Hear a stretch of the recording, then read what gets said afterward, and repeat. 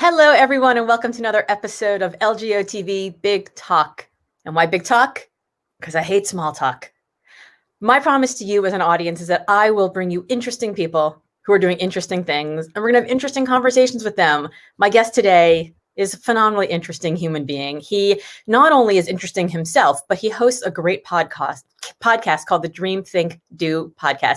And he's 3 episodes away from 300 episodes. So there are 6 years of conversations that are super interesting. Not your usual podcast where people come on and they just like sell stuff. He actually has real conversations. He is a man who is based in faith and he just feels and thinks deeply. I got to know him when my book first came out, and the conversation we had on this podcast was so different than every other conversation that I'd had on every other podcast because it was real. And so I send him people all the time that I think are going to have really good conversations. So I want to introduce you today to my good friend, Mitch Matthews. Mitch, thank you for being here. Are you kidding me? That's an honor. And I think we're done with the interview because I feel so good. I'm like, I'm going to have you come around and introduce me all the time. This is awesome. And yes, your interview was one of my favorites and it's one of our most downloaded, and you're a rock star. So this is a true honor. Well, you are amazing. I'm always a little bit nervous when I'm interviewing other podcasters. I interviewed our friend Mitch Joel. I interviewed Jordan Harbinger, and I've had this little little nervousness because you guys are true pros. Like you turn into. Did you ever see Will Ferrell in Talladega Nights where he when he's getting interviewed, his hands are going up. He doesn't know why. It's like, I get that way sometimes too. It's like, I'm so kind of awestruck or whatever. It's like, we're just having a great conversation. So I'm so honored to be here. I love you. I love what you do. I love your heart. You just put it all out there, and you're making the world a better place. So it's an honor to get to be here. Well, we're going to make the world a better place today with this conversation, because one of the reasons that I wanted to have you on is that you are somebody whose work is so based in faith. And I have not been somebody who's had a life of faith. And we have these really great conversations whenever we talk where you'll say like, I had this dream and you were in it, and God wants you to know this and that. And I'm like, what kind of like voodoo are you talking about? Yeah. So I want to talk about that because I think that there are a lot of people right now that are alone and who are isolated and who are struggling with COVID and with the disruption in their life. And I think that there have been people who've been struggling before, but this is just this added layer that's difficult. So before we get to that, I want to talk about where it all started. Talk to us about how you grew up, where you grew up. Talk to us about your parents. I want to hear a little bit about Mitch the Kid. Yeah, Mitch the Kid. So I grew up, my parents are amazing. I grew up in a small town called Newton, Iowa, which I love. It's a great, great town. It is straight out of a Hallmark Christmas movie. It's one of those small towns, with a courthouse in the square in the center of the town. It was designed, Maytag was a big company there for years and years. So it was a town of engineers. So every street is like perfectly organized. All streets lead to the town square, and there's little shops all around the square, that kind of thing. So I grew up in that town. I grew up a scared kid. I grew up a sick kid early on. I was, they didn't know what I had. And nowadays it would be obvious, but I had an extreme lactose intolerance, which nobody understood then. My mom figured it out when I was about 10 or 11. But before that, leading up to that, I was just sick all the time. And so that meant I was a nervous kid. I was scared. I was worried all the time, that kind of thing. So that was fun. Yes, but you grew up in like the all-American apple pie and whole milk town. Exactly right. But it was also the weirdo because nobody knew why I was sick all the time. So yeah, and I couldn't eat ice cream. Like, one of those things, we finally figured it out, and we'd go to the, Tasty Freeze after a baseball game, and I'd have to eat a banana while everybody else is eating their, ice cream cones. So I painted as being rough, but it was beautiful too. And what's interesting is about, I was different, but that also I realized allowed me to be different. And so early on, I became a kind of an extreme personality, and I got really interested in bicycles, push pedal, 10-speed bicycles. And there was this little bike shop in Newton, Iowa. It was 2 blocks off the square. It was the place to be for me. It was next to the Goodwill and around the corner from the only strip club in town. So it was this hole in the wall building, but it was paradise for me. And the summer of my basically 12th into 13th year, I spent every possible waking hour in this bike shop because I loved bikes and I didn't know it at the time, but I was falling in love in entrepreneurship. And this little bike shop represented all of that. And so I did everything that I could to spend every waking hour in this shop. I swept the alley. I painted trash cans. I wiped down and dusted off bikes, all of that just so they wouldn't have me arrested for loitering. And at the end of that summer, they gave me my first dream job. The owners of that bike shop, Marty and Sherry Doan, gave me my first dream job saying, hey, we can't get rid of you. So it seems like we should have you hang around. And I worked there through high school, through college. They taught me how to sell. They taught me how to be an entrepreneur, and it changed the trajectory of my life. Yeah, they were like, well, if we don't pay you, we're going to get arrested. Probably. Exactly right. Like this kid. Yeah. People are thinking we've kidnapped this child. So they wound up paying me and putting an apron on me, and I sold the heck out of Schwinn bikes. Yeah. Now, were your parents entrepreneurs? Not at all. So my parents are absolutely amazing. I think early on they figured out I was kind of a weird kid. First, it was kind of because I was sick, but then I would just get passionate about different kinds of things. But my mom, I'll start with my dad. My dad was a Marine. He served in the Marines and then came out of the Marines to get his master's in psychology and counseling. And then went into, he basically became an assistant warden in a prison.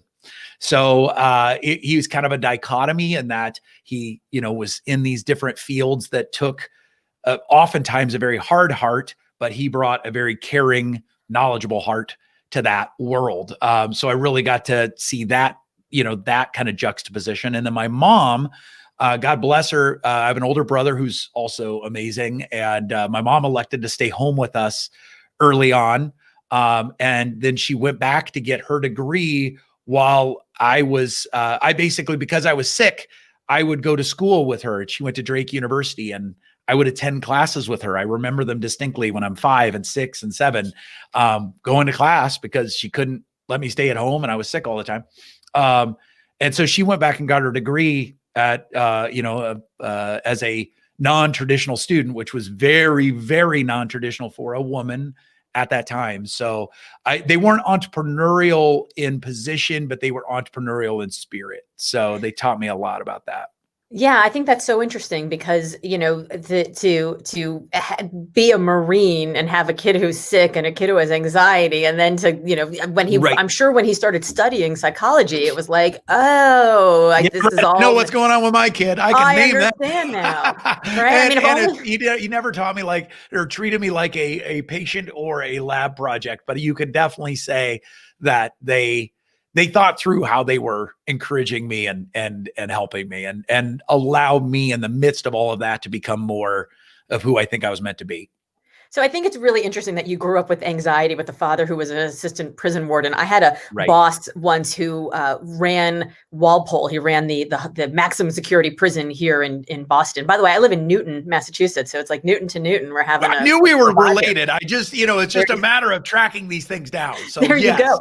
So this boss name was Dave Haley, and he ran maximum security prisons. He was also in the military and then ran maximum security prisons. And I used to walk into his office. I'd run into his office. I was like, Dave, we have an emergency. And he'd sit me down and he'd be like, is there anybody dead? And I was like, no. And he goes, is there any blood on the floor? And I was like, no. And he goes, is anybody on this side of the wall that should be on that side of the wall? And I was like, no. Does anybody have a gun or a knife that shouldn't have a gun or a knife? And I was like, no. And he goes, then we don't have an emergency.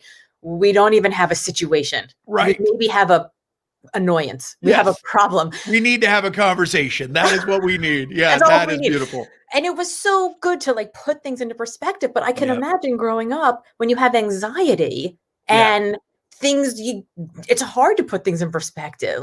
How did he approach you in a way that was like, dude, this is not as big of a thing as you think? When I see stuff every day, that's a big thing. I asked this question because I think it's really good training for entrepreneurship, right? Perspective is really good training. Absolutely. And it is perspective. And I think that's what, how much they knew it and how much they just went gut instinct and training and all of that, I don't know. But I think one of the things that my parents saw in me that I'm wildly grateful for is that I was creative. And I was putting that creativity towards worry. And I don't know about you, but like black belt level warrior. So I could go from 0 to 60 in 2.2 seconds. Like I could have the worst picture in my mind, within seconds, if not less, microseconds, of the worst possible outcomes. And I'll never forget one of the stories that stands out to me, and I will not relay names. I don't know where this individual is now. We wound up becoming friends even within the same year, but we had a bully. My sixth grade year, we had a bully in the class, and he bullied everybody. And he finally honed in on the weird, sick kid and started to bully me. And I think at first I didn't quite know what to do. And then I think that I really wanted my parents to step in and get him in trouble. And my dad, I'm sure probably, I know my parents talked about it, but my dad and I were talking about it, and he shocked me, but he gave me some advice that I did not expect, especially based on my background of being scared. I wasn't particularly good at sports. I wasn't in good shape, all of those things. And here this bully is focused in on me. And I'll never forget sitting on their bed and we're talking, and I'm scared. Like, I know there's a fight coming. I want my parents to, save me from that. And my dad just looked me, he listened. I mean, I think that's one of the most important things. You got a scared kid or a scared employee, a scared team member, a scared spouse. First and foremost is to listen without agenda. And he did do that. He listened. He's like, I want to hear about what's going on. What are you afraid of? All of those things. But then he looked me right in the eye and he said, Mitch, I think you're going to have to fight him. And I'm like, huh? Where's the call to the office? And I listed off some of those options. Like, yes, fighting is an option, but what if we try to get him in trouble? What if we, da-da-da-da? And my dad's like, sometimes you have to stand up for yourself. And I said, yeah. And then I came back. I was creative. So I remember my response. I'm like, I gotta talk my dad out of this. And so I told him, I said, but if I fight him, I'll get in trouble. And that's when he said, if you get caught fighting, defending yourself or someone else, I will always come to your side and defend you. He's like, now I never want you to start the fight, pick on somebody else. But if you are defending yourself or someone else and you get in trouble for that, I will always defend you. And I'm like, okay. So what happened? I can't wait to hear. I fought him 3 times. 3 times. 3 times. The first time, I tell you what, Laura, I didn't know how to fight. Now I have I have martial arts background. Now I have a black belt in martial art. I've learned a couple of different martial arts, all that stuff. So now, but then it was just freaking full on adrenaline. The kid pulled me to the side of the playground where you couldn't, the teachers couldn't see you. It was the fight zone. Everybody knew it. He pulled me off into there. Fight, totally. All the And kids it's like, I around you, knew, and those words in my mind, my dad's words were like, you're going to have to fight him. And, up to that point, I've been worrying about it happening. I've been trying to be creative on how I get out of it. And finally, something just happened in my brain where it's like, yeah, I'm here. This is the moment. I need to fight him. And so the kid picked the fight with me. I told him, listen, I'm not going to throw the first punch. It was that full on 6th grade. I'm not going to pull the first punch. And he threw the first punch, and something happened. It would make probably a good scene in a movie or something like that, because nobody expected it, mostly me, but I was able to immediately land a first punch, which shocked him. And then my adrenaline kicked in. Did it feel good? Did it feel good? Great. I'm not going to I lead with peace now. I lead with love. At the same time, I've told my boys the same thing. Sometimes you have to fight. And what's interesting is I pommeled him. I resoundingly beat him. And I rejoiced in the fact. And I bounced around like the Energizer Bunny. Like, I was so excited. I didn't know. I'd never won anything in sports. I'd never been any good at anything athletically. And this was like the first thing where I felt like I won. And interestingly enough, he laid down on the hill and cried. And how'd you feel then? I felt like crap. Yeah. Like, what the hell? And now I look back on it going, hurt people. Right. Yes. And later on, I found out he had a horrible home environment. He was beat by his dad. The only reason he was beating kids at school was he was trying to find some semblance of manhood at 6th grade. All that. I didn't know that at the time, but all of a sudden I see this bully of all bullies. And I realized nobody in the past had actually fought him. So he probably didn't know how to fight any more than I did. He just knew how to intimidate. And I landed a couple of lucky punches. Well, what was crazy about it was that we wound up after recess going into the classroom. Everybody was kind of in this juxtaposition of not knowing what to do with the weird sick kid who'd actually beat the bully, right? Like, I think they wanted to lift me on their shoulders, but at the same time, it's like him. Like they're afraid they're going to break you. Like that's the guy that won. And they're also dealing with this kid that the bully is by that time stopped crying, but you could tell had legitimately been hurt. And I then now moved into worry mode because that was my habit at the time. Like, oh my gosh, what are the different things that could happen? Maybe I did hurt him. Now we're going to get in trouble and go to the principal's office. I've never gone to the principal's office before. I don't know what that looks like. All those things. And lo and behold, as often happens when you worry, the worst things never happen. And often the best things, or at least surprising things, happen. And what's interesting is the teacher, Mrs. Halverson, I'll never forget. She knew we fought. She knew I was worried. She saw Tom, or I won't say his name, but she saw this kid in his state. And she walked over and just, probably in a way that it was absolutely appropriate. She probably couldn't do it in today's day and age, but she just quietly rubbed my shoulder while she spoke to the class about the assignment of the afternoon, kind of letting me know, 1, it's okay, and 2, thank you. Yeah, exactly. Right. And Tom and I wound up fighting 2 more times because he was trying, I didn't realize it, but he was trying to protect his ego, trying to protect his credibility. I beat him both times, which I don't really brag about now because it really became less and less satisfying. And so I wound up getting tasked with this art project. And I think my guess is my parents asked me about it or encouraged me to do it or whatever, but I could pick a partner. And it was kind of a thing. It was kind of a big deal where we got to do it out in the hallway. It was kind of an elevated thing because I was kind of good at art. And I could pick anybody in the class. And I wound up picking the bully to do it with me. And we wound up becoming friends. And I wound up finding about his home life. And, I can't say that I was wildly aware at the time, but I just remember thinking, that sucks. Wow. Okay. Well, that explains a lot, those kinds of things. And it just changed me in a lot of ways. I've never talked about this on a podcast.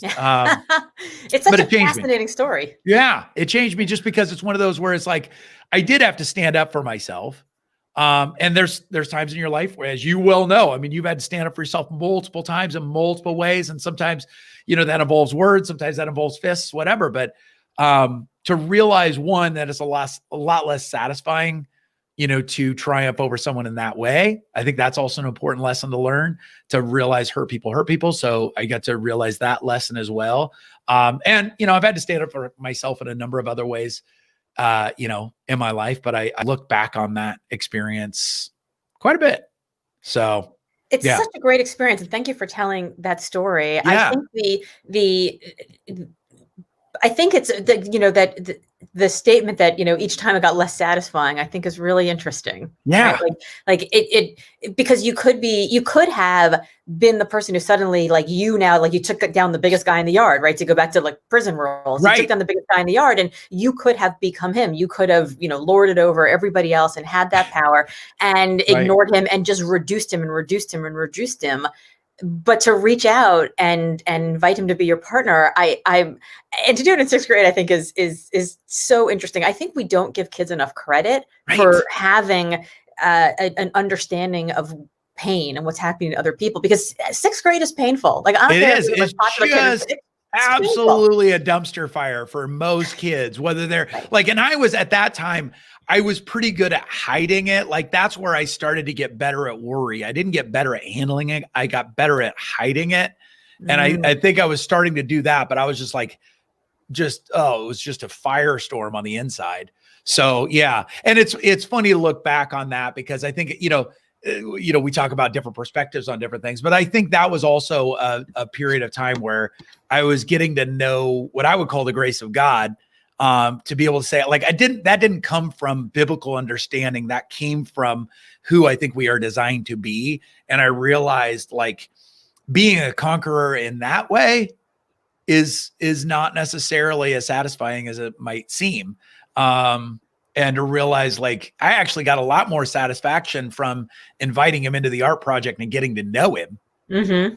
But I also think in retrospect, had we not fought, and I don't know that it took 3 times, but had we not fought, I don't know that like that caused some breaking in him. It was also good. Yeah. Right. So I realized that sometimes we are to stand up for ourselves, and sometimes we are to stand up for ourselves because that can also be a gift for that other person. You know, like if we find better ways to stand up for ourselves, and that person feels a sense of correction, not condemnation, that actually can lend itself to their learning too. Doesn't always work out that way. It's not always a Disney movie, but at the same time, it often can be. And that's why Disney movies are popular, is they often tap into real deal stuff. They just, sometimes make it a little too easy, but. Right. And it is true, right? Again, a Disney movie, you either vanquish me, becomes human, right? Yep. Have this. Yep. That is, it is an allegory of real life. And I think we exist in a world right now where people are either good or they're evil, and we don't give anybody that grace, that in between. Like when Limitless came out, I had a lot of people who I was friends with who over the course of it getting more successful got a little less nice to me. And it's, every day I get Facebook memories that are like memories of people who are posting things on my pages. And I'm like, oh, that's really interesting. She's blocked me now. She doesn't talk to me now. And it's like, I don't know that I did anything. Like I didn't like run over her puppy with my car or anything, but there's just, it's like, clearly there is something that I represent that is painful to that individual, but I thought it was something I did, and maybe it isn't. I've thought about my behavior, and in some cases it is. But for the most part, it's that person's own understanding of themselves and who they are, and they're sizing themselves up against me and not being happy with what it feels like, and then feeling like the only way to react is either to ignore me, block me, or to paint me as the enemy. And I think we see that a lot, where we just we don't live in that in-between state, and then we don't allow people to come back. Right. It's exactly. Really, it's kind of that extreme. It's that all those things. And I think it is interesting. I mean, that's, with the rise of Limitless, how beautiful is that? Like you're getting on the Today Show, Good Morning America, those kinds of things. But like, I coach successful people. That's all I coach. And success is a really interesting thing, right? Like, because as we have success, one of the things is I'm always looking at those fun announcements, especially like with book launches or big product breakouts or those kinds of things, that can actually be that person's best and worst season all at once. Because you're exactly right. They're getting some of the things that they've hoped for, they wanted. And then there's also a chance that it's to your exact point. Like there are people in their lives who they're looking at your success and saying, well, I wanted a scoop of that. And because she got my scoop, I don't like her anymore. It's like, and they're not doing that at a conscious level, but it also helps me to have grace for people that are having tremendous success, especially if I, as a full-on messy human being, start to feel competitive too. Like, all of that to go, wait, not like celebrating. Oh yeah, I bet their, life is pretty crappy now too. Not celebrating that, but just saying, hey, I need to think about that person, pray for that person a little bit, because I bet things are going great. And at the same time, they might be scared. They might be tired. They might be overwhelmed. And it is amazing because there's parts of me that are good. And there's a part of my heart that's deep, dark, nasty, just like, all that stuff. And I realized that, it's funny linking back to the fight with the bully, like realizing, what are some of those things that I can do to keep my heart in the place I want it to be? And one of the things is like giving people grace when I feel a sense of competition, when I feel a sense of frustration, division or whatever, misunderstanding, to just extend some grace, pray for that person, just send them some love. And, that my hope is that's a blessing for that person, whether I let them know I've done it or not. But I'm also selfishly thinking it's good for my heart too, Oh, absolutely. I mean, Yeah. what you were saying, if like they got a scoop of success and they got my scoop. Right. And I think that comes down to this idea of this scarcity mentality. Like there's only Right. so much success to go around, like it's Yep. pie or something. And the truth is it's unlimited. Like there's success for all of us. And I think the more successful you are, the more successful I can be. Like we all the boats rise together. But I think when you're hurt people, right? When you're hurt, it doesn't feel that way, because it feels like, well, how come they got on that stage, or how come they're the guest on that podcast, or how come they got on the, that TV interview, or any of these things. And I think that becomes really difficult. And I love what you're saying, which is that you lean into that, right? You become actually super aggressive. Like, what can I do? What action can I take to celebrate them, to pray for them, to celebrate, to build them up further? Because it is true, right? And this is, the next book I want to write, this idea of Wonder Hell, where like, even if it's amazing and it's incredible and you've reached a height that you never expected and it's wonderful, it's also still so exhausting and so stressful, and suddenly you're like, but I don't know how I can get to that next thing, or I'm such an imposter, or when is I'm going to figure this out? It's hell, right? It's wonder hell. So there's a couple things that you talked about. I mean, one is sort of leaning into that idea and understanding that this dichotomy exists, that you can have the wonder and the hell at the same time. You also mentioned something that I don't want to let pass by, which is that you got really good at worrying. Oh, like man. You didn't get good at not worrying. If you want to learn how to worry, I got your back. Oh yeah. So when you're in that space, and when you're like, this is incredible, and the worst thing didn't happen, but also now I see that there's an even bigger possibility. How do you stop the worry from taking you down? How do you what do you do? How do you coach your clients on this? Yeah, absolutely. So, it's fascinating to get to work with people. I always love, my dad talks about that he got his degree in psychology because he knew he needed it. He kind of did it selfishly. He's like, I want to help other people. And by the way, I probably need some help too. Yeah. And I think with coaching, it's that same kind of thing. You get to work with people. And I find, honestly, it's, you don't have to be years ahead of the people that you coach, but it definitely helps that you've got some of the same battle scars, so I wind up working with successful people who now have hit that level of success where they were worried and anxious before, but they were pretty good at managing it. But now as their level of success, what's interesting is the level of success expands. They always kind of thought that would allow them to worry less. But what they found is it's actually causing, the success expands, and then their capacity to worry expands too. And that's not something they expected. And it's something I definitely, not to say I've had crazy amounts of success, so now therefore, but I get that, right? Like as your business grows, as your mission grows, as your platform grows, whatever it is, it really can be wonderful and wonder hell. It's exactly right. So as far as I know, for me, there are, like, I am a student of science, and at the same time, I am wildly grateful for a deep faith that I can't really even fully take credit for. Like, I feel like that was also a gift.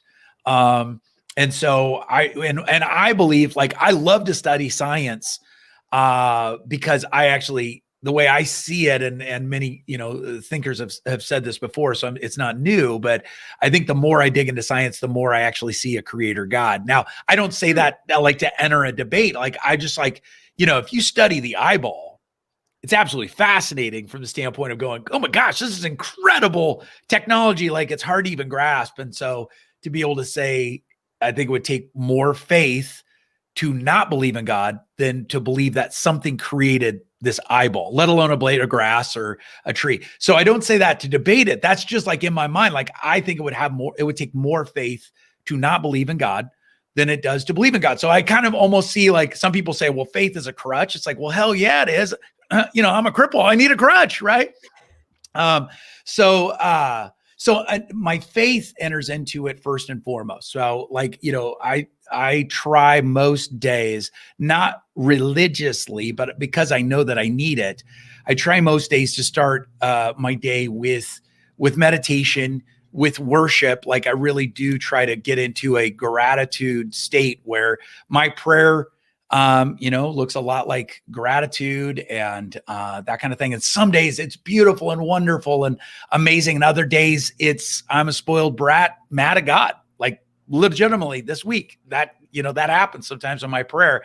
But I always say, hey, you don't get mad at something you don't believe in. Like if I'm mad at God, that means I actually have a relationship with God. I have a relationship with, someone that I can get mad at. Right. So my day starts with things like that, but I also believe in prayer throughout the day. So prayer is a huge part of the way I live, in part because of what it does in me, and in part because we've seen some miraculous things happen in our life. And so I've seen prayer work in me and in the world. So I'm a big believer in prayer. Now, also at the same time, I am also hyper aware of what's happening in my brain and understanding the components of how worry works in your brain. It's really three main parts of your brain that are working together.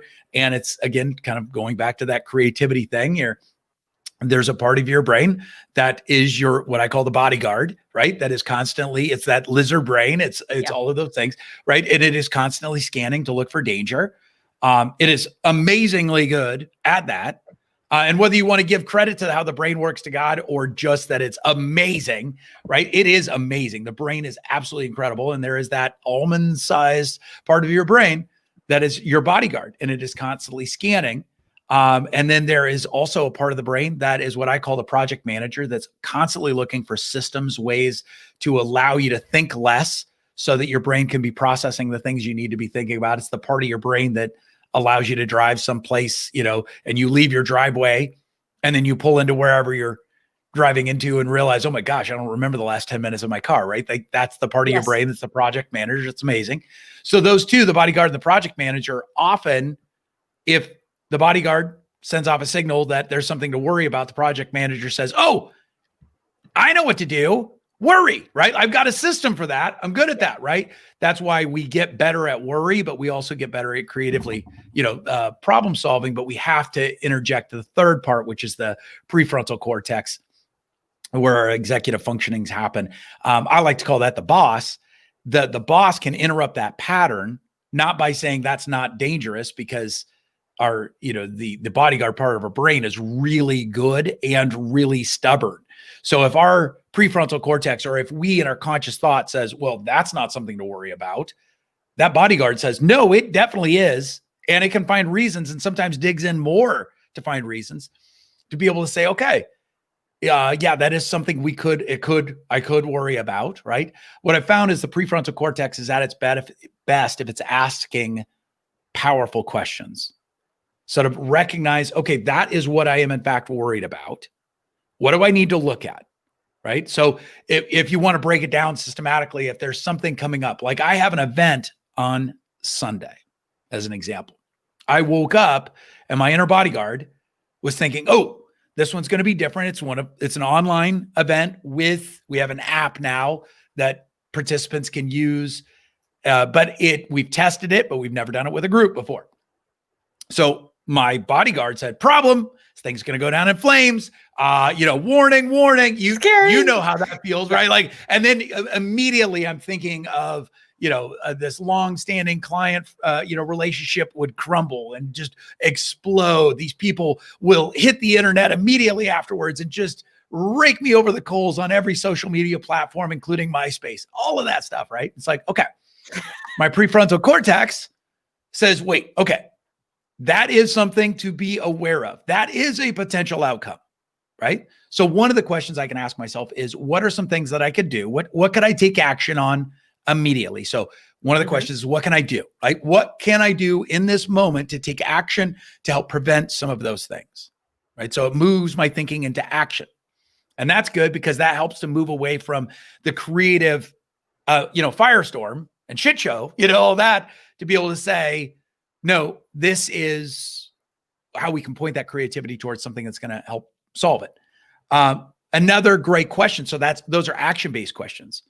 I also believe in vision-based questions. So worry is one outcome of the creativity.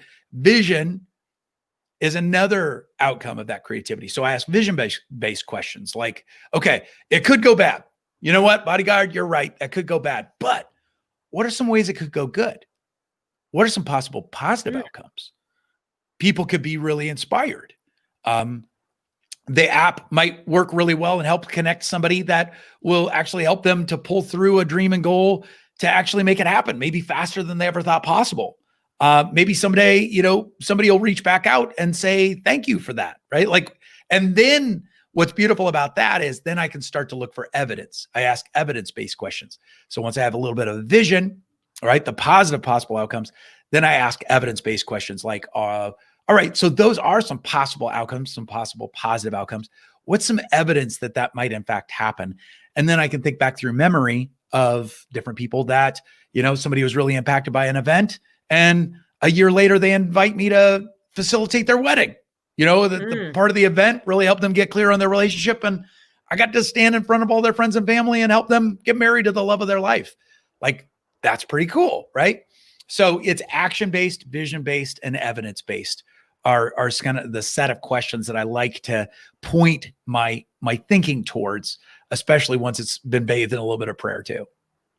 Yeah, I love that, you started this off by talking about faith, and then you immediately went to action steps, data, very specific. Exactly. Because I've always thought about faith as God will provide. It'll all work out. And I was like, what? That doesn't how? There's a lot of shit going on in the world right now. How's God going to notice my problem? Right. Everybody else. Exactly. I need to manage my problem. Exactly.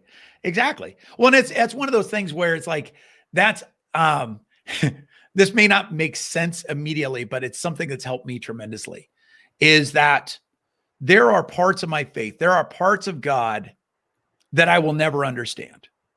And I kind of have to be okay with that, because if God was God and my brain could get fully around God, then that's not God, right? Right. God is infinite. God is without limits. Right there breaks the brain, right? So one of the things that I think about, and I love the Bible, I get into scripture a lot. I really enjoy it, not to win a debate, but to go, man, these are amazing stories. This is amazing teaching, all of that. But there are things in the Bible that I wrestle with. So I have this what? What are some of those things? Well, I'll get to that here in just a second, but okay. I'll explain the theology. So I call it my leather couch theology, which some people are going to be totally debate, where's that in the Bible, all this kind of stuff. But it helps me. Okay. So the leather couch theology is that when I go to heaven, and I do believe there is a heaven, if it looks I don't know for sure what it's going to look like, but it's pretty amazing. And God talks a lot about us being able to live in heaven on earth too. So I'm less concerned about whether it's pearly gates and gold or clouds and harps or a really, really cool upgrade version of what we live in currently. I don't know. Not going to be clear until I get there. So I'm not worried about it. But my leather couch theology is that there are certain things in the Bible that I don't understand, or I'm not sure and, kind of fully get my head around, but I believe, or when I look back on my own life, there are certain events where I'm well, that did not play out the way that I thought it would. And I don't particularly like that outcome. So I always think of this leather couch theology. And that is that when I go to heaven, I'm going to get some time on a leather couch. I don't know why it has to be leather, but I love leather couches. I have a leather couch in my office. I love leather couches, a really nice leather couch, not the faux leather, all that, real leather couch where we get to sit and there's a big screen and we either get to go back to certain events. I'm what the hell was that? Or to be able to go to you taught this, or you teach this in the Bible. What's that all about? Or how does that work? Those kinds of things. And to be able to talk that out. And I believe you can have a version of God that is an angry father. And if you want to look for evidence of that, you'll find it. If you want to look for evidence that he is a very loving, kind father, you will also find evidence for that. So, it'd be some of that, right? Being able to talk about that, but to be able to say, when I understand God and when I talk to God, when I pray to God, when I hear from God, and I do hear from God, I'm really, really blessed by that. And he's given me some really strategic things that we've had miracles happen in our life, all of those things. But to be able to say, I'm looking forward to the leather couch conversation to be able to flush out some of the stuff I don't understand, because at any faith walk that you're going to have, if somebody's going to be really real, like if it's faith, that means that it can't be fully fact. Like, meaning like I believe in my faith wholeheartedly, but there's this great story. And you and I maybe have even talked about it, but there's this great story in the New Testament where it's an interaction between a parent. A parent brings their son to Jesus, and their son, we know now the son probably had epilepsy because it says he had seizures, but they were horrible. And you can only imagine, like, back then what epilepsy would look like in 2000 years ago, the Middle Eastern culture. And here's your son, the son who's supposed to like also wind up taking care of you when you're old. And the son is like thrashing around with these seizures, so much so it even says, it gets specific and says he would have seizures and sometimes even throw himself into the fire, right? Like, how horrible would that be? Like, what everybody's looking at you, because also that culture at the time was, if you had somebody with sickness, that meant you did something wrong. So it was on you. Like, it was on you. Right? Right. Like you messed up. So therefore there's a curse on your family. Well, Jesus really corrected a lot of that thinking too. But what I love is there's this interaction. And I think it's the picture of faith and the way that faith works. But this father brings his son to Jesus and says, will you heal him?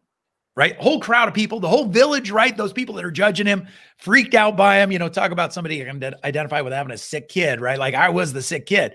Yeah. So he brings the sick kid to Jesus, and Jesus looks at him and says, please heal my son. And can you imagine what that, like, you're a mom, like, like, I can't even imagine, like, this is your last hope, right? Like, you've tried everything. Everybody's judging you. Goes to Jesus. Would you heal my son? And he's heard stories, like, Jesus has healed other people, so he knows it's possible, right? But would you, in this case, heal my son?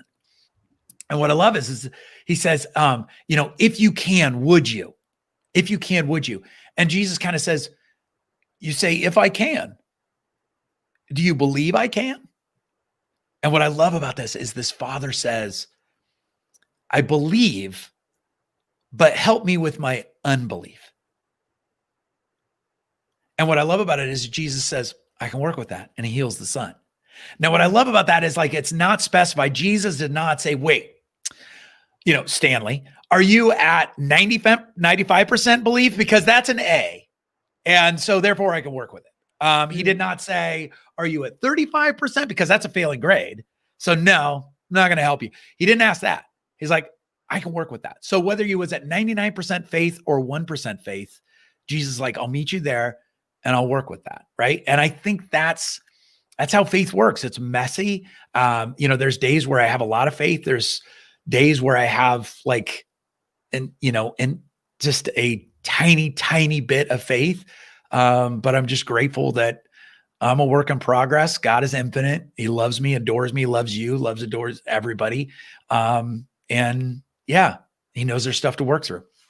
But are there parts of the Bible that you see that people use, they cling on to certain sentences, certain stories, and then they take those and they do things that you think are just inhumane? I mean, like the things that are done in the name of religion.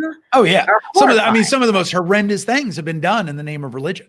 Right. I mean, and pick the religion. I mean, there's a lot of, absolutely. It's one of those where it's like, here's what's interesting is, I think God actually, this might sound weird or whatever, but I don't think God ever was shooting for religion, right? Because religion denotes, like, especially in our, like, I'm a word person, you're a word person. If you go and you dig into the religion, a lot of the roots to religion is rules, right? But if you break down kind of the stories of the Bible, but especially what Jesus says about God and all of that, God was looking for relationship, right?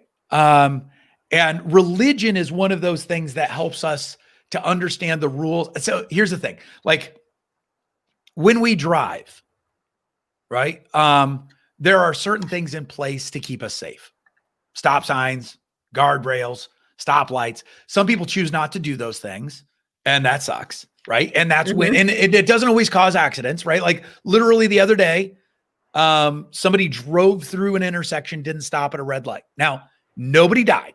Nobody was hurt, but it happened, right? And I don't think I flipped them off, but I certainly thought about it, right? Like, it's all that stuff, right? But nobody died in that situation. Well, I think that some of the Bible is guardrails, stop signs, stop lights. Some of the aspects of what God has given us in the Bible, as an example, are to help guide us in how we're to live. But most of it is to know who he is and our relationship with him. And that's relationship. Now, what's interesting though, is that we as human beings, messy, wonderful, horrible, beautiful humans, a lot of times the rules are the easier thing to grasp. Relationships are hard. Relationships are messy. Relationships are imperfect. So the rules thing feel really satisfying because rules also help us to weigh how we're doing.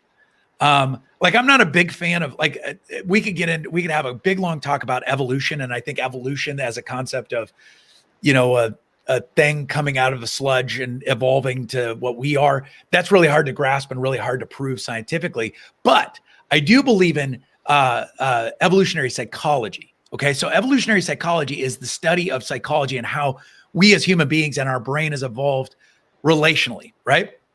And one of the things that's interesting about evolutionary psychology is you can look at a lot of the dynamics in our brain are there because now a lot of the ways we behave is because of tribe culture, right? Like 2000 or 4000 or however many years ago you want to say, a lot of the decisions we made were to keep us safely in the tribe. So one of the reasons why, like as speakers, one of the reasons some people will say, an evolutionary psychologist will say, one of the reasons that most people do not want to stand up and give a speech is deep down in the recesses of our brain, we are worried about getting voted out of the tribe, which will then mean we will be facing saber-toothed tigers by dinner time. Right. So like that's evolutionary psychology. So it's interesting because, the evolutionary psychology would also say that that's one of the reasons why we grab onto those rules and divide people based on those rules, because it's really easy to feel better about ourselves if we say, look at this set of rules, by the way, I understand it, and you do not measure up. That feels kind of good. Well, they're never going to say that, but it's like, that's one of those things that feels really good to say, I'm getting an A, you're getting a solid C minus, if that, right? Feels satisfying. And to be able to say, be more like me. And that I think is a way that we can take kind of the rules of scripture in the Bible and try to compare, compete, beat all of those things, as opposed to say, all right, let's take the rules as guidelines and guideposts. And I really do believe that as we live to those to the best of our ability and stay connected with God in relationship, we're going to have a better life. But it's walking those things out and being able to say, all right, talk to me about that, God, and guide me, and to be able to do that, together and be in a community to be able to do that. And as human beings, we're wildly imperfect. And so that comes out and manifests itself in a lot of ways. I think it's a real interesting corollary to the entrepreneurship journey where entrepreneurship, I think maybe the biggest, maybe outside of a second marriage, I think the biggest demonstration of faith that ever totally couldn't agree more. Yeah. My husband, my first husband, my only husband, likes to say that when he sees people get married for a second time, that marriage is the triumph of faith over experience or something like that, which I think is hilarious. And I look at him, I'm like, well, you better keep things working okay with me, because first exactly right. Yeah. But there is this moment in the entrepreneurship journey, and I know that this is something that you coach so many people on, where you just have to say, like, I could do the little things, like the rules. It's really easy to follow the rules. I could spend time increasing my SEO on my website, or I could do a bunch of LinkedIn invitations, or like all those things that are easy. They take up a lot of time, but they don't necessarily give you results. And if they give you results, like the ones that are like the sort of instant dopamine hits, but then there's the hard work that you have to do.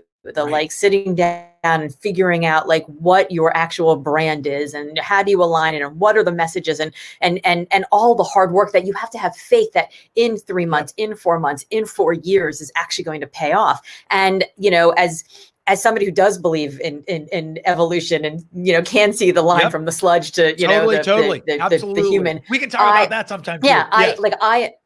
Yeah, I mean, like it's almost like when you think about the creator and you're like, God made the human and he made the eyeball and that's amazing. It's like, okay, well, he made some people successful and some of us are like climbing up through the sludge, and why can't I just be one of them? So it's sort of this sort of interesting idea that you have to have faith to bring you through the entrepreneurship journey, though feeling like some people are just born to be successful and some people aren't, is a place where I think a lot of entrepreneurs get stuck. Oh yeah. The comparison thing is brutal, right? It really, it's one of the, and it's that whole thing. I think we all have to like wade through it, because if you say you haven't felt it, then you're either way more denial. Right. Exactly. Like lying, denial. Yeah. Cause I mean, I hopefully not to be too revealing, but like when you and I met in LA, like you were on the podcast, we got to stay connected. You floated me so many great guests. We've, you know, gotten to be good friends. And then we wound up both being in LA. At the same time, I was there visiting my son after a speaking gig in Oregon. You were there for a speaking gig. And I'll never forget, like we meet at, 10:30 in the morning at a coffee shop. And you show up looking like $1 million, right? You get out of the Uber. I mean, I just came off of media, so I had like professional hair and makeup. It was like, it would be so easy to go, oh my gosh, look at that Laura. Like she's got this best-selling book. She's been frickin' Today Show. She's been on Good Morning America. Look at her. And they wouldn't know that you had done like 3 interviews by 10:30. You had been hustling. And then you had your suitcase with you because you were going to the airport. You were going home that night. I think you were going to get home at like 9 o'clock, 10 o'clock that night, see your family, kiss them, and then do something else the next day, right? Like turn around and get back on another plane. Right. People don't see that part of the grind. Now, I do know, like, I'll never forget. I saw Steve Forbes speak once, and it was great. He came out and he's like, listen, guys, I have got a surefire way to be a multimillionaire. And honestly, you can do it overnight. This is a no mistakes. The easiest way to do it. And everybody's like, of course, leaning forward on that. Like, what is he going to say? And he's like, be born into a fortune, right? He's like, legitimately, he's like, I'm going to call out the elephant in the room. I'm a Forbes, right? Like like, that's my family. I was born into this. But then what he did was he systematically started to break down and say, yes, some of my life has been absolutely amazing. And then he got into some of the absolute crap storm of humanity that comes with, you know, being born into wealth, right? Like everybody's facing challenges. And I know for me, like, you know, there's a thing in the Bible that says, you know, I know what it is to have plenty and I know what it is to have lack, right? It's like, as entrepreneurs, you're going to know that, right? Like there are going to be sometimes you're like, oh my gosh, making money hand over fist. And you're like, oh, I am the bomb. Like I have got this dialed in, figured out. And then one thing happens and 2 months later, you're like, hey, barely making payroll, whatever. Like, that's going to happen sometimes. Right. And it's to be able to say, okay, when you see other people having success, to go, because it is easy to go, oh my gosh, that person has never had a hard day in their life. They've, you know, always been successful. And you just like, there's a good chance. I mean, I suppose there's a few people, a handful of people that have never had a problem. I've never met them. I don't know them. You know what I mean? But at the same time, most people, whatever monicum of success they've achieved, have had to fight for it in some way. And that's going to look different for everybody and how they're going to do it. And also, you know, I always say, all right, help me to let go of that. Help me to love well, give grace, right? And not judge. I find that there's actually a lot of freedom in that. And I don't always do it perfectly. A lot of times I'm far from perfect on that front, but there's freedom in that, right? But to also say, how can I not compare to, but how can I learn from? So like, I mean, honestly, it's one of those things where you and I sit down. I'm coming off of a gig in Oregon. I got to spend an extra day there hiking, which was the bomb, but I wasn't doing 3 interviews in LA on TV Right. stations and all that stuff. I definitely did not look like $1 million. I think I'd look like I just walked off the trail, right? Like all of that stuff. And I actually, just full confession, found myself like, I'm behind Laura. I'm not as successful. Like there was a temptation to move into comparison just in that moment. And to be able to say, so I caught myself and said, what do I learn from? How do I learn from? Yeah. See, and what was happening inside of my head was, wow, look at Mitch. He looks so alive. He looks so fresh. His skin clear. He's like wearing his like Patagonia vest, and he just spent a day with his kid, and he's been outdoors, and I'm going to fly home and like barely even like wave to my kids while they're sleeping and then get back on a plane and turn back around. And it's really all worth it. I don't even know. Like that was happening inside of me. Right. So like we have no idea. It's crazy. Right. And like we're both looking at each other like, yeah, they've got it all figured out and I'm the sucker. Right. Exactly. And then I think what's beautiful, and I will say, at least for me, and I think for you too, was, and we had one other friend that was with us, which was great. But what I think was beautiful, I think we both had that, like, there's a choice in a situation like that, right? Where we could have, because that was the first time we ever met face to face. And can you remember meeting people face to face? Do you remember what that was like? Wasn't that wonderful? Right. But like, I miss face to face. I know, but it was like the first time. So I think we both had the opportunity in the first 10 minutes to choose, okay, am I going to put up the front like I have got everything figured out and this is the bomb? Yeah. Or are we just going to meet each other as humans? And I'm wildly blessed to say, I think we both, all 3 of us, just kind of dropped the pretense. Yes. And said, how are you?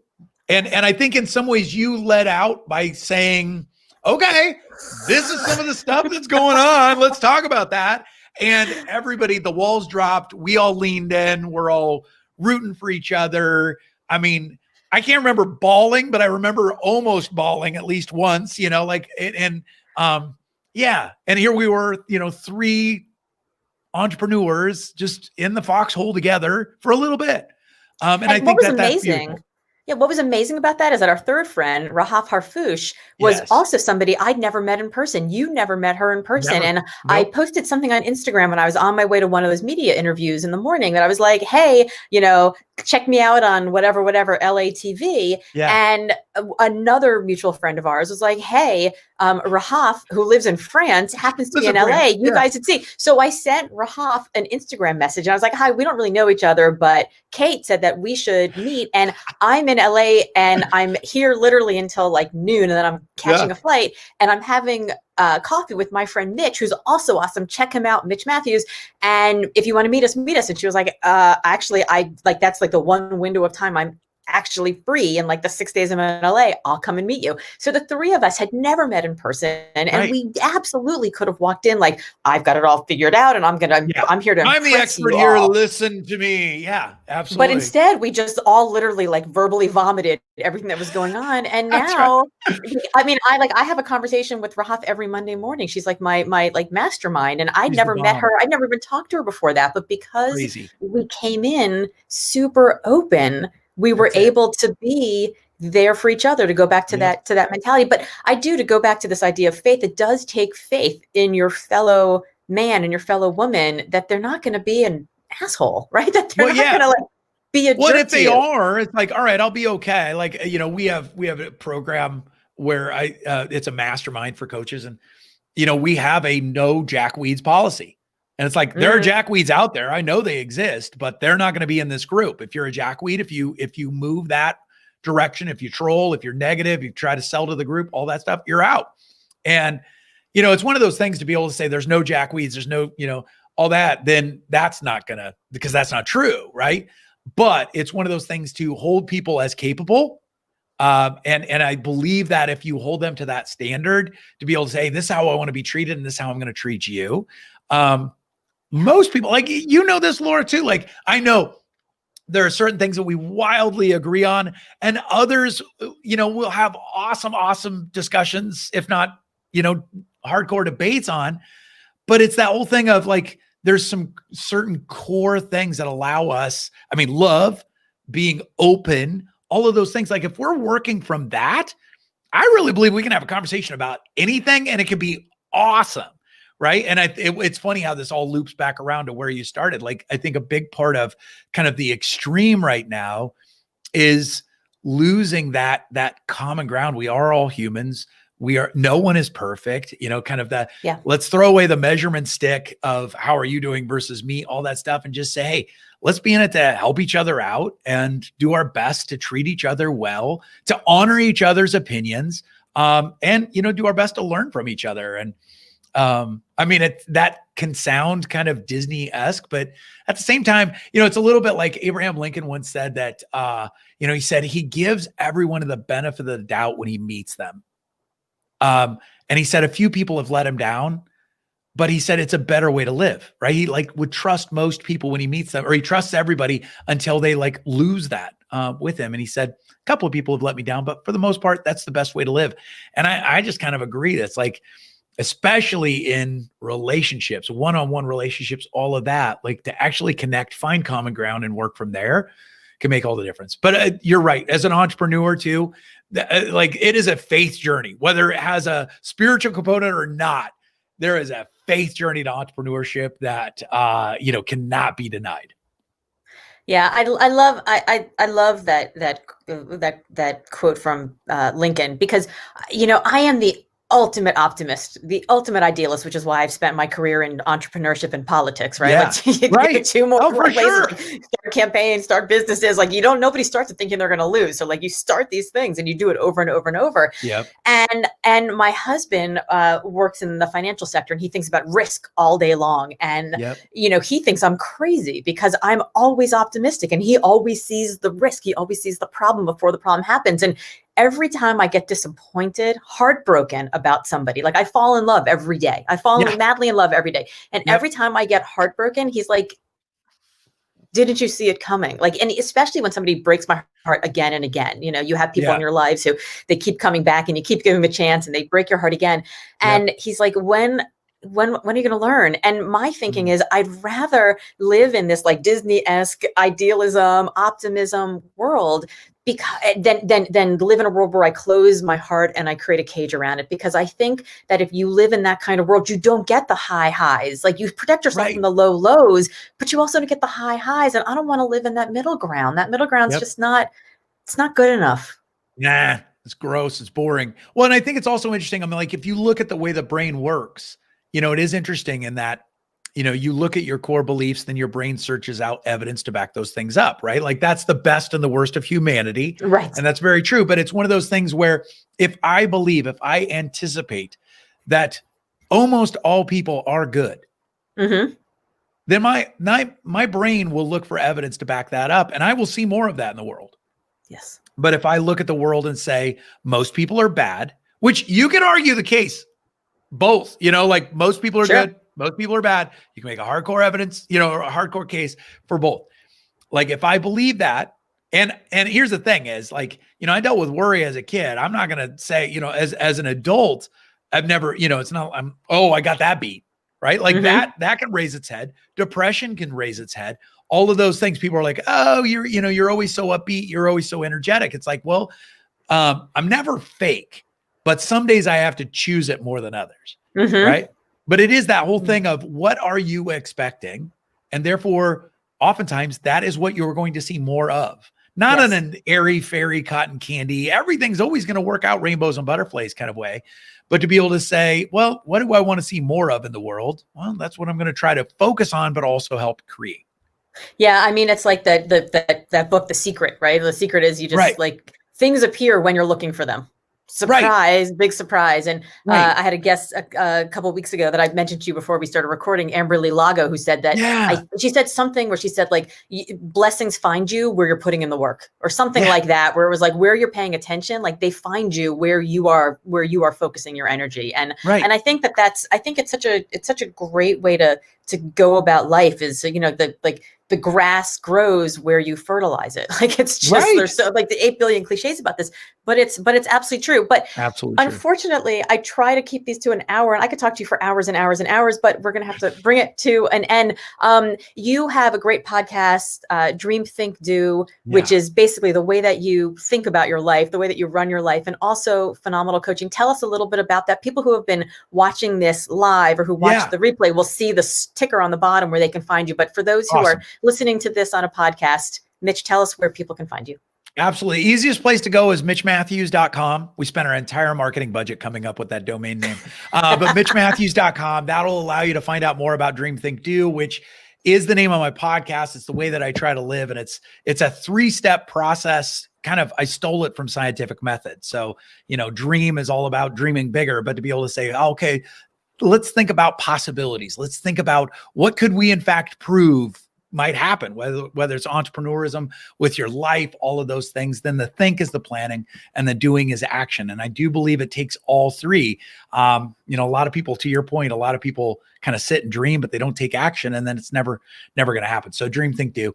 But yeah, they can find out more there. They can find out about our coaching and some of the other things that we do as well. But I'm so grateful for this time, and I look forward to the conversation continuing. Amazing. Thank you so much, Mitch. Absolutely. Thanks for doing what you do, Laura. I appreciate you.